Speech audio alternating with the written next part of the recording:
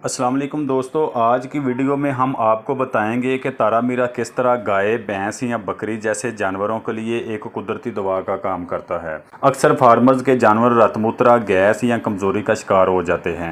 महंगी दवाएं सबके बस की बात नहीं।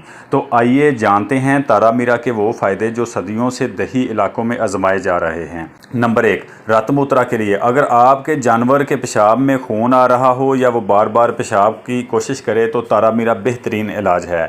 इसका जो तरीका इस्तेमाल है वो 1 चम्मच पिसा हुआ तारा मीरा, 1 चम्मच देसी शक्कर, आधा कप जो है वो नीम गर्म दूध ले लेना है। ये मिक्स करके जानवर को पिलाएं। दिन में एक बार 3 से 5 दिन तक पिलाना है। नंबर 2 पे पेट की गैस और बदहजमी। अगर जानवर के पेट में गैस है, उपारा है या भूख नहीं लग रही तो तारा मीरा हाजमा बेहतर करता है। यह कुदरती जलाब जैसा असर देता है और अंदरूनी सफाई करता है। नंबर 3 पे मौसमी बीमारियों से बचाओ। सर्दी के दिनों में तारा मीरा जानवर को अंदर से गर्म रखता है, बशर्ते कि इसको तारा मीरा को भगो के ना दिया जाए, खुश्क ही जो है ना वो जानवर को दिया जाए।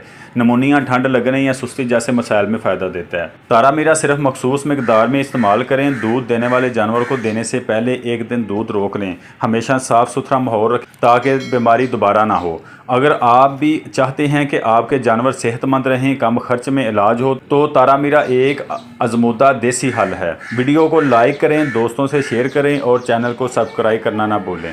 इसी के साथ हमें इजाज़त दीजिए। अल्लाह हाफिज़।